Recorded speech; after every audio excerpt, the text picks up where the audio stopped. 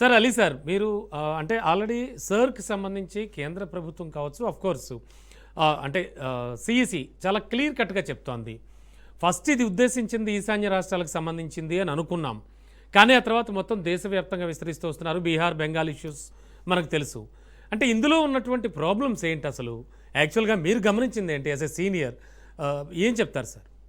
ఒకటి election commission సరుకు సంబంధించిన విషయాలను ప్రజల్లోకి తీసుకెళ్లడంలో పూర్తిగా వైఫల్యం చెందింది అనేది నేటి తెలంగాణలో పరిస్థితి. Yes sir. ఇప్పుడు వీళ్ళ ప్యానెల్లో కూర్చున్న వాళ్ళు బీజేపీ కానివ్వండి, కాంగ్రెస్ కానివ్వండి, ఇంకెవరైనా కానివ్వండి, ఇప్పుడు ఒక గ్రామంలోకి వెళ్దాం.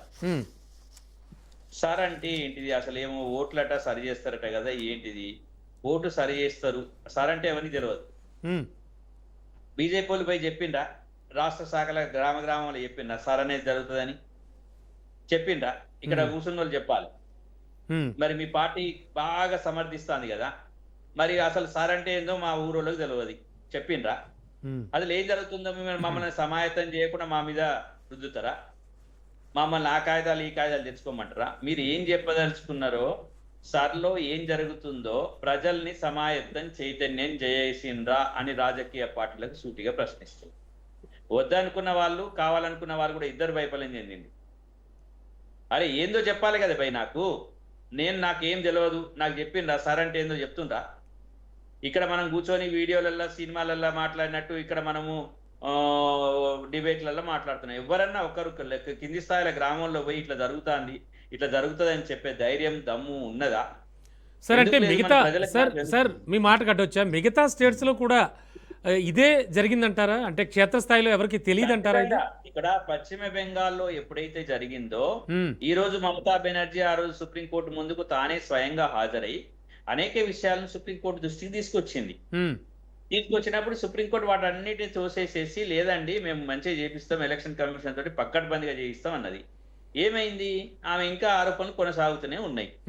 ఇక్కడ ఏం జరుగుతుంది? ఎలక్షన్ కమిషన్ తీసుకునే నిర్ణయం సరిలో మీరు పౌరసత్వం లేని వాళ్ళకి లేదా భారత పౌరులు కానటువంటి వాళ్ళకి ఏజ్ లిమిట్ ఏదైతే ఉందో, మన 18 సంవత్సరాలు 17 సంవత్సరాలు దాటిన వాళ్ళకి ఓటు హక్కు ఉంది. ఈ ఓటు హక్కును నా గతంలో నా అయ్య, నా తండ్రి, నా తాత ఉన్నరా లేరా 2011 సంబంధించినటువంటి ఓటర్ లిస్టు ఎక్కడైనా ఈ గ్రామాలల్లో పెట్టిండ్రా? చెప్పమనండి. ఆ బీజేపీ ప్యానెల్లో ఉన్న మెంబర్ని రమ్మనండి, నేను ఇవాళ వస్తా, మీరు రేపు పొద్దున రండి సార్, ఎక్కడ పోదాం అక్కడ పోదాం, నేను రెడీ ఉన్నా, రండి. ఏం కావాలి మీకు? గ్రామంలో ఓటర్ లిస్టు పెట్టిండ్రా? ఎందుకుండదండి, గ్రామంలో అన్ని ఉంటాయి. రండి సార్, మీకు తెలియదండి. ఒక్క నిమిషం ఆగండి. ఏం చెప్తున్నారు మీరు? అర్థరైతే మాట్లాడుతున్నారు మీరు. ఏం లేదు, దేశంలో వ్యవస్థలే లేవు, సంస్థలే లేవు, మాట్లాడుతున్నారు. రండి, ఇప్పుడు ప్యానెల్ కూర్చున్న వాళ్ళకి నేను ఛాలెంజ్ ఇస్తున్నా. మా ఊరికి రా, ఊరికైనా రెడీ, నేను ఏ ఊరికైనా రెడీ. మాట్లాడాలి. డిబేట్ లో అసత్యాలు మాట్లాడొద్దండి. ఒక్క నిమిషం టైం ఇస్తారా సాది గారు? వెంకటరెడ్డి గారు మీ టైం వచ్చినప్పుడు మాట్లాడదు. సార్ అలీ సార్ చెప్పండి. డిబేట్ లో నేను ఛాలెంజ్ చేస్తున్నా, రేపు పొద్దున 10 గంటలకి ఏ గ్రామానికైనా పోదాము, మీరే గ్రామం నిర్ణయించండి. సరికి సమాయత్తం చేసిందా జనాలని, లేదో కాదో చూద్దాం. మనం ఇక్కడ కూర్చొని ఏం మాట్లాడితే ఏమైతుందండి? ఏమో మన బుర్రలో ఉన్నాయి క్షేత్రంలో మీరు మాట్లాడకండి ప్లీజ్. మీరు మాట్లాడేటప్పుడు మేము మాట్లాడడం. ప్రజాక్షేత్రంలోకి వెళ్ళి మాట్లాడకుండా ఈరోజు రాజకీయ పార్టీలు, ముఖ్యంగా బీజేపీ పార్టీ కానివ్వండి, లేకపోతే మిగతా పార్టీలు కానివ్వండి, ఈ రోజు సర్ విషయంలో విధ్వంసం చేస్తున్నాయి అనేది నిజం. దానికి మేము ప్రజలనే టార్గెట్, మనం గ్రామాలకు వెళ్దాం, మండలాలకు వెళ్దాం, అన్ని ఊర్లలో మాట్లాడదాం. అయ్యా నీకేమైనా ఓటు గురించి గిట్లా అవుతుంది తెలుసా అని అడిగితే నాకేం తెలుసా? ఆ ఓటర్ లిస్ట్ ఎక్కడ ఉంటుంది సార్? ఆ ఓటర్ లిస్ట్ ఎప్పుడు ఉంటుంది సార్? 2011 ఎందుకు సార్? ఇది ఎందుకు సార్? ఎందుకు చేస్తున్నారు సార్? ఏమనంటే రోహింగ్యాలు. రాండ్రి, ఆదిలాబాద్ లో రోహింగ్యాలు ఉన్నారా? జనగాం రాండ్రి, మా జనగాం రోహింగ్యాలు ఉన్నారా? అక్కడ జనగాంలో రోహింగ్యాలు ఉన్నారా? చూపించమని. రోహింగ్యా అనుకో, రోహింగ్యా డామ్ మాట్లాడుడే తప్ప ఎక్కడ ఏ నియోజకవర్గం ఉందో అక్కడ పోయి చూసుకుంటే తప్పేం లేదు. జనగాంలో రోహింగ్యాలు ఉన్నారా? స్టేషన్ కనుపులో రోహింగ్యాలు ఉన్నారా? ఏం మాట్లాడతారండి రోహింగ్యాల గురించి? ఏదన్నా పద్ధతి ఉందా? అంటే తెలంగాణ ఉన్న వాళ్ళు ఆ రోహింగ్యాలను తీసేసి ఇక్కడ ఉన్నారో వాళ్ళని చేసేసి చేయడానికి ఇక్కడ అంతా పెట్టి సర్వనాశనం చేసి మొత్తం ప్రజల్ని తప్పుదో పట్టించి రండి ఊళ్ళలో ఆదిలాబాద్ నుంచి మొదలు పెట్టుకొని అలీ గారు ఒక్క సెకండ్, నా డౌట్, నా క్వశ్చన్ ఒక్క నిమిషం వినండి సార్. ఇప్పుడు జనరల్గా జరిగేది జరగనివ్వాలి అంటే ఓటర్ల సవరణ అనేది ఖచ్చితంగా జరగాల్సిందేగా. ఆల్రెడీ 25 years అయిపోయింది కాదు సార్? ఒక్క సెకండ్, 25 years అయిపోయింది జరిగి, మళ్ళీ ఒకసారి జరగాలి అంటే మధ్యలో కొన్నిసార్లు జరిగినా కూడా ఒక సవరణ అయితే జరగాలి, కొన్ని విషయాలు అయితే చేయాలి. ఎలక్షన్ కమిషన్ అయితే తన పరిధిలో ఉన్నవన్నీ కూడా చూడాలి. ఎందుకంటే చనిపోయిన వారు ఓట్ల లిస్టులోంచి తొలగించాలి వాళ్ళని. ఇలాంటివన్నీ జరగాలి కదా. ఎందుకు ఇంత తీవ్ర అభ్యంతరం అనేది వారి ప్రశ్న. నేను అభ్యంతరం చెప్పట్లేదండి. మనం చాలా క్లారిటీగా ఓటర్ల జాబితాను సవరించడంలో అభ్యంతరాలు ఎవరికి మేధావులకు లేవు. సవరించే పద్ధతిలో ఉన్నాయి. ఓకే, ఇక్కడ మనం గమనించాల్సిందంటే ప్రజలకు తెలియదా? నేను ఒక విషయం మిమ్మల్ని అడుగుతున్నా, ప్రజలకి నేను సవరిస్తారట, నీ ఓటు చెక్ చేస్తారని మీకు చెప్పాలా చెప్పొద్దా? అవును, చెప్పాలని చెప్పొద్దా? అవునండి. 2011 ఓటర్ లిస్ట్ ఎవరు ఇచ్చిండ్రా? అందరికి గ్రామాలలో పెట్టిండ్రా? అడుగుతున్నా నేను. బిఎల్ఓస్ దగ్గరికి పోయినా, నేనే పోయి అడిగిన, మా దగ్గర కూడా లేవంటున్నారు బిఎల్ఓలు. సిగ్గుపోతుంది. అరే సమాయత్తం చేయకుండా ఇష్టం. ఇప్పుడు ఏంటంటే సవరించే నేపథ్యాన్ని మనం అంగీకరిస్తున్నాం.